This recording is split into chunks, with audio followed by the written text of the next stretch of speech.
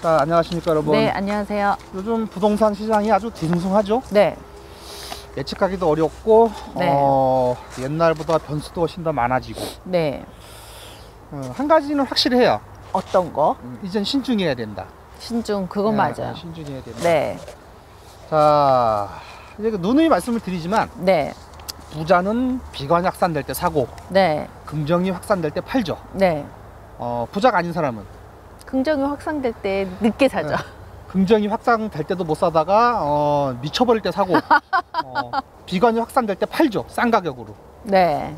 부자의 패턴은 항상 그래요. 비관이 확산될 때 네. 싼 가격에 사고, 긍정이 확산될 때 비쌀 때 팝니다. 근데 그걸 반대로 하시죠. 네. 네.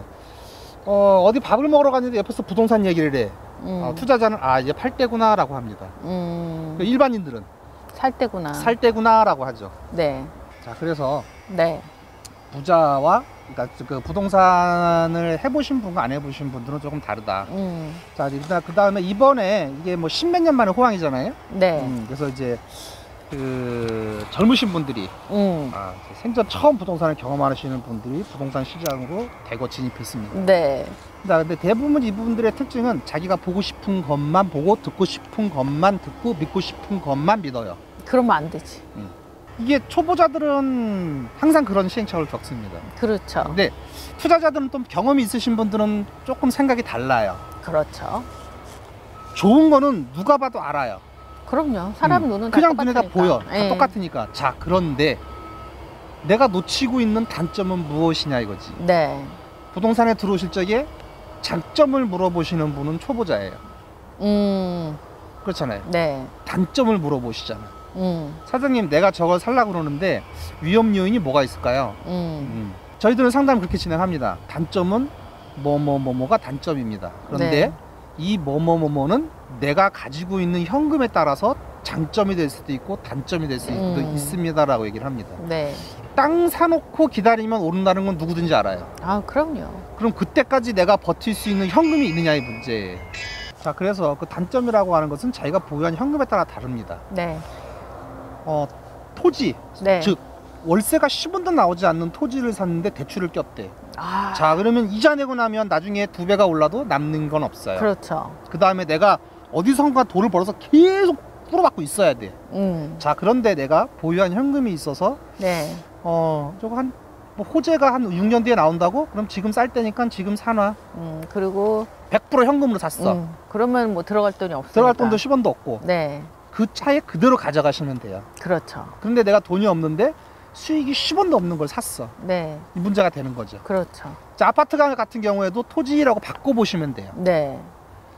돈이 있으신 분들은 아파트 가격을 전액 다 치르고 월세를 받을 수도 있고 전세를 할 수도 있어요. 그렇죠. 근데 내가 집값이 3억인데 1억밖에 없어. 네. 나머지는 대출. 나머지 2억은 반드시 대출을 받거나 네. 전세를 놓거나 해줘야 네. 돼요. 그렇죠. 대출을 받으면 월세가 나갈 것이고 네. 전세를 놨을 때는 사람이 나간다고 그럴 적에 전세 가격은 오르락내리락 해요. 네. 그 리스크를 겪어야 됩니다. 네. 그렇죠? 그리고 아파트는 반드시 가치가 올라야 돼요. 그렇죠. 같이 아파트로 올라야죠. 투자한 거는 월세 수익은 은행 수익률만도 못해요. 그런가? 가치가 올라야 됩니다. 가치가 올라야죠. 네. 그리고 만약에 전세 레버리지를 받단 말이야. 2억에다가 내 돈 1억에다 3억을 주고 샀다 이거죠. 가치가 오르지 않으면 이게 무슨 수익이 있냐고. 의미가 없지. 그렇잖아요. 내 돈 1억이 들어갈 거 그거에 대한 기회비용, 이자비용 계속 나가고 있는데. 네. 네, 그래서 아파트 호황기에는 아파트를 투자하면 가치가 상승해서 그 가치 차익을 먹지만 네.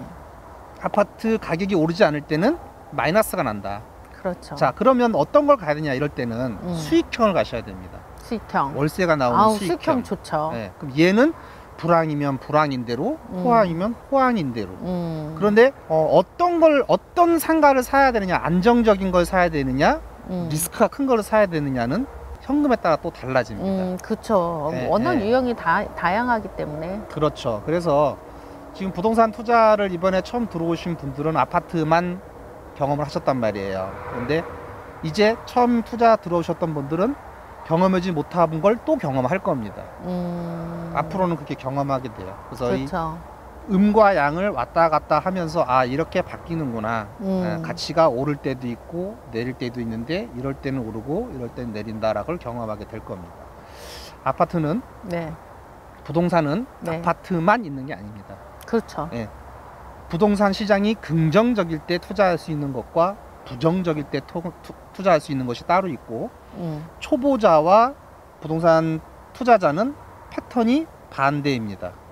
비관이 확산될 때 사는 사람이 있고 네. 비관이 확산될 때 파는 사람이 있고 부동산 시장이 부글부글 끓어오를 때 사는 사람이 있고 부글부글 끓어올 때 파는 사람이 있습니다. 여러분은 어떤 투자자신지 한번 생각을 해보셔야 됩니다. 그리고 장점은 누구든지 알아요. 네. 다시 한번 강조하지만 장점은 누구든지 아는데 그러면 내가 놓치고 있는 단점은 무엇인지를 보고 네. 이 단점이 장점을 이길 수 있는지 없는지를 봐야 됩니다. 네. 단점이 장점을 이기지 못하면 걔는 좋은 거예요. 장점이 100개, 장점이 1개인데 단점이 99개야. 근데 이 99개의 단점이 한 가지 장점을 못 이기면 걔는 좋은 겁니다. 그렇죠.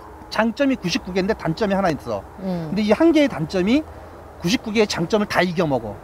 그럼 나쁜 걔는 거야. 나쁜 겁니다. 예, 예. 그리고 꼭 당부드리고 싶은 게 있어요. 뭐? 보고 싶은 것만 보고 듣고 싶은 것만 듣고 믿고 싶은 것만 믿지 마세요. 옆집 아줌마 말 제일 잘 믿던데. 작년에 한번 난리가 났었죠. 저희 부동산에 시가와 예정지. 시가와 예정지 전화가 하도 많이 와서 시가와 예정지는 허구입니다. 현재는 존재하지 않는 것이고 이러이러한 것을 이용하려는 세력들이 있으니 이건 정말 각별히 주의하셔야 됩니다 라고 해서 양주시청 공무원 담당자 전화번호까지 다 올렸어요. 네. 그런데 그 시가와 예정지로 인해서 어떤 반사 이익을 보려고 하는 세력들, 네. 여기 시가와 예정지니까 우리 오를 겁니다. 이렇게 거짓말 치는 사람들하고 한번 대판 싸웠죠. 자, 저는 혼자고 그것을 이용해서 자기의 이익을 취하려고 하는 사람들은 많아요. 네. 사실을 있는 그대로 얘기하니까 그것을 이용해서 돈을 벌어먹으려고 하는 사람들은 기분이 나빴겠죠. 아직까지도 그 사람들이 저를 욕하고 있습니다. 그러니까 여러분들은 현실을 바로 보려는 노력이 필요하고 네. 제가 어떤 말을 했다 그러면 팩트 체크를 반드시 해보세요.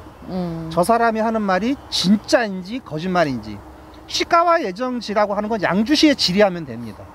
그 간단한 것을 안 하고 그냥 자기가 믿고 싶은 것만 믿고 사버리니까 문제가 생기는 거예요. 그렇지 않습니까? 자, 그래서 네. 저희는 아직까지도 그 후유증을 갖고 있어요. 그쵸. 네, 아직까지도 그 사람들이 저를 욕하고 다니고 제 뒤통수에 대고 쌍욕을 하고 다닙니다. 네. 그런데 있는 사실을 가지고 그대로 벌어먹어도 괜찮아요. 네. 네, 남을 꼭 그렇게 거짓말하고 뭐 남들이 거짓말을 하는 것을 다시 이용해서 자기에게 어떤 이익을 가져오고 그러지 않아도 됩니다. 장점은 누구든지 아니까 장점은 제껴두고 네. 단점을 체크해 보세요. 네. 그래서 과연 그 단점이 내 장점을 얘가 가진 장점을 이기는지 못 이기는지를 판단해 보시면 됩니다. 제가 어떤 것이 좋다 그러면 여러분도 체크해 보시면 됩니다. 초보자들은 그런 거 자체를 알아서 이렇게 체크하고 알려줘서 뭘 한다고 해도 좀 어려워하시더라고요. 그러니까 양주시청에 전화 한 통화 하는 게 양주시청이 되게 무서워해. 그것도 그건데 왜 그런지 모르겠어. 전화 통화가 잘 안 되더라고. 기다려야지. 내가 돈을 몇 억을 집었는데 그러니까 몇 억짜리 물건을 사는데 전화 한 통화를 안 해. 당연히 실패하는 거 아니에요?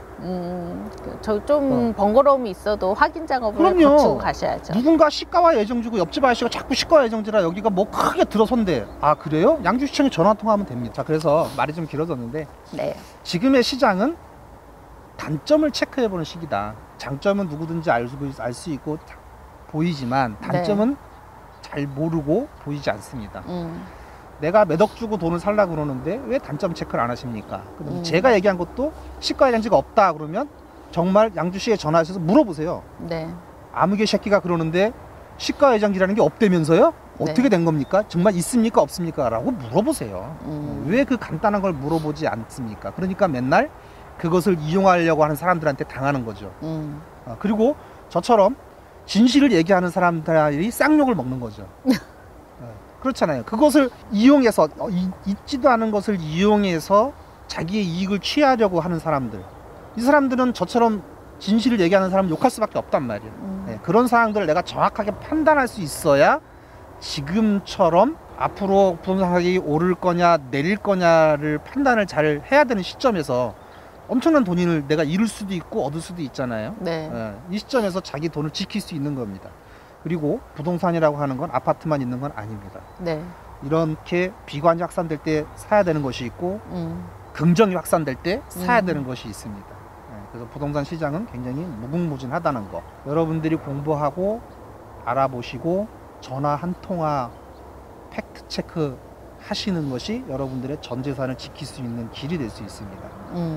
꼭 팩트 체크 한번 해보시고 주변의 말에 휘둘리지 마시고 사실관계 꼭 확인해 보시기 바랍니다. 다음 시간에 다시 뵙겠습니다. 네.